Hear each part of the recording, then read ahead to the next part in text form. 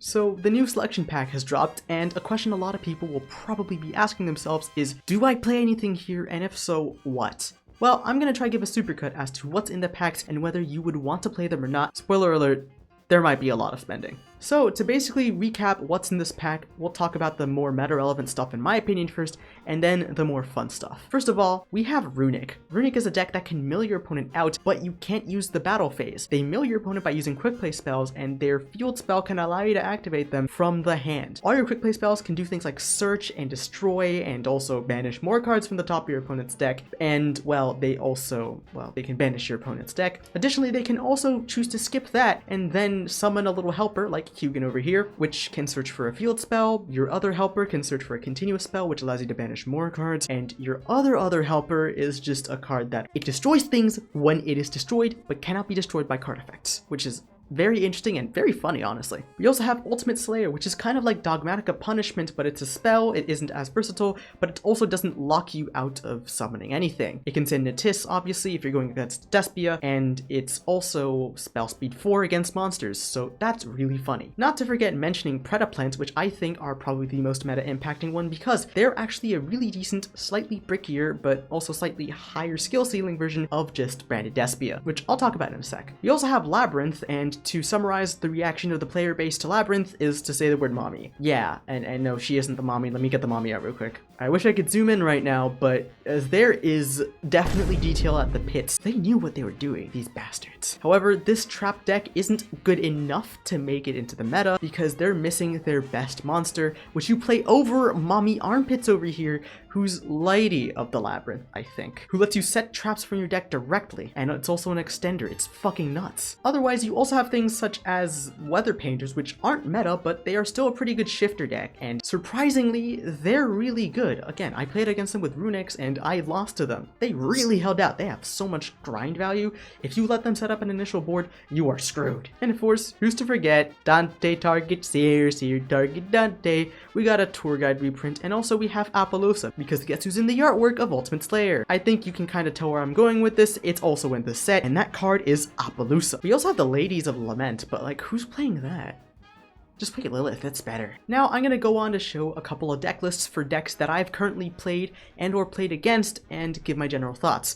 Let's first talk about Weather Painter, which I don't have a deck list for, but I played against it and it's surprisingly really resilient, as I just said. Again, it can shifter, it can stay on the field for very long, and give him enough time, and even Runick can't win against them. It's really terrifying. Next up though, let's talk about what I just mentioned, Runick. So, Runick, it mills your opponent out, as I said, and this isn't a standard list by any means, but essentially you're gonna see a lot of blue.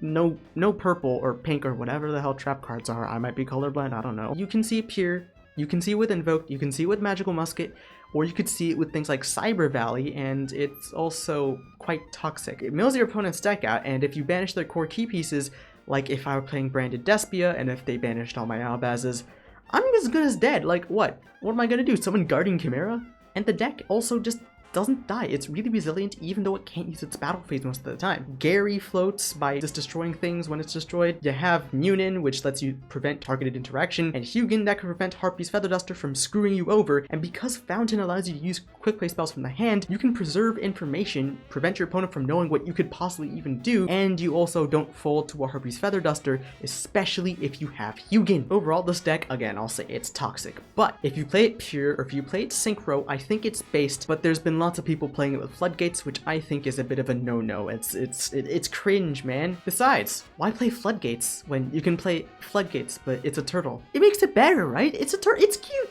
Look at him. He's adorable. What is pink little flippers? He's glowing. He's on a pedestal, quite literally. That's Runick, and again, if you want to play it in the most effective way, you play it with Floodgates. But then again, I think the gameplay loop of this deck is really interesting, and I can see why Joshua Schmidt really enjoys this list.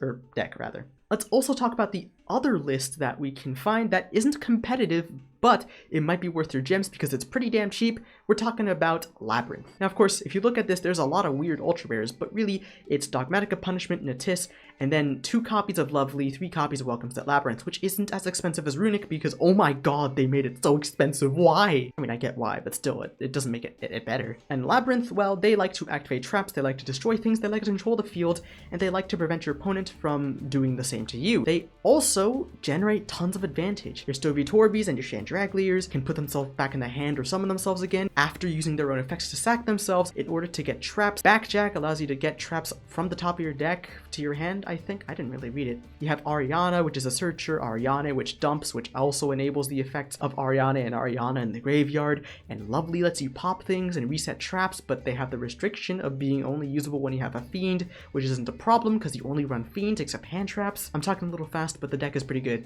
That's what I'm saying. It's cheap-ish, and I think it might be worth your time, especially if you just happen to pull some of the stuff. Really, you can make this deck with 1 Lovely and 2 Gets at Labrynth, or whatever the card's called, and I think you'd be fine.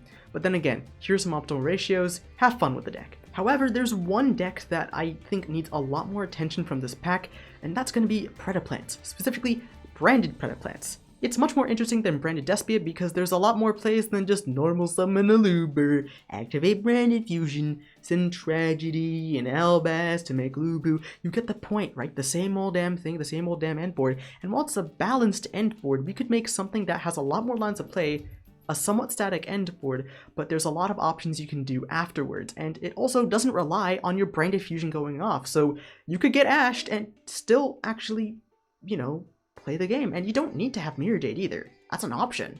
It's a good one, but it's an option. And here we are on a new alt account to talk about branded Predaplants. Of course, this list looks a little bit weird. I only have 2 Ash and 2 Maxi. I apologize, I don't have that much on this account.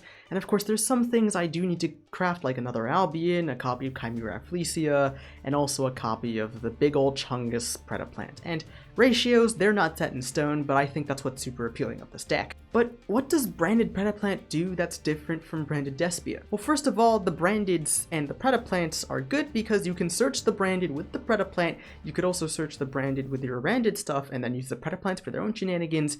You have multiple different ways of fusioning that don't require you to resolve branded fusion. You could resolve, let's say, a polymerization, an instant fusion, because that's a combo starter, and still get a pretty decent end board that could be arguably much better. Your end board will consist of a copy of Mirror Jade as well as another card that will see a lot of play when tier limits become relevant. And that card is Dragostapelia, which can place counters on monsters on the field, and monsters with counters on the field that are on your opponent's side have their levels changed to 1 and their effects negated, or their activated effects. And you can also quick effect place a counter on an opponent's monster. And guess what trap you have set that allows you to set more counters? That's Predaplanting. As I just mentioned, it can foolish a Predaplant, which can let you get a search with Biblisp to then grab, or rather put a Predaplant counter on a monster on the field, which means you effectively get 2 negates, and you also get a search, which leads to more follow-up, and you also have a banish, which can be a whole board Raigeki, and you can use monsters your opponent controls with Predaplant counters to fusion summon with things like Komodo Sundew, or as people like to call them, Chlamydia. That's certainly fun. What needs to take the spotlight though is the new super rare that I'm still surprised they made a super rare of all things, Predaplant Ambulomelides. Try saying that 3 times fast. He needs 2 Predaplant monsters, but he's also an instant fusion target, and can add a Predaplant card which will normally be the Predaplanting from your deck to hand on summon, and can also tribute a monster you control or a monster your opponent controls with a Predaplant counter, which is funny going second, to summon any Predap from your deck. It's crazy, especially because of Darlingtonia Cobra. And Darlingtonia Cobra's effect when summoned is that if it's summoned by a Predaplant monster, this is important and you always want in the deck for this reason, lets you search for any fusion polymerization card, which is broken because you can search Poly, you can search Super Poly, or you can search Branded Fusion, which is normally how you're going to use a 1-card combo off of Instant Fusion to make a Mirror Jade plus Dragostapelia plus Predaplanting, which can then send a copy of Biblisp, who functions similarly to Tragedy because it's sent to the graveyard. You can add a Predaplant card, like Tragedy does, but it does that for branded stuff. I'm just saying, this deck has a lot of potential, and while it's slightly brickier, and while the ratios aren't set as stone, they aren't as solved as branded Despia, I think they still have a place in the current meta as probably one of the best decks to come. It's just that people aren't playing it, which really saddens me because it's really based. And also, put Scorpio to 2, or at least 3. This thing isn't doing anything bad, it's just an engine. Christ, we're not OTKing with it, or FTKing. I wonder if there's Orpher Scorpio FTKs. Oh no. Well, point is, this deck definitely deserves a try. If you already have all the if you already have all the branded stuff you need, then this deck is really easy to craft. I mean, it's just a lot of supers and maybe another ultra for the copy of Instant Fusion. And maybe Chimera Pathetia, whatever the hell you say. And also the big Chungus over here. But again, it isn't that cheap, or it isn't that expensive. I think it's worth the investment. Of course, I could go on about the other decks like the Lady of Laments and stuff, but I don't think I'll go over that because of the lack of playability. That's the supercut of what came in the new pack and what you could possibly play, and well, I hope this helped narrow down the decision. But to cut a long story short, branded Predaplant baby, it is the way. It is the way.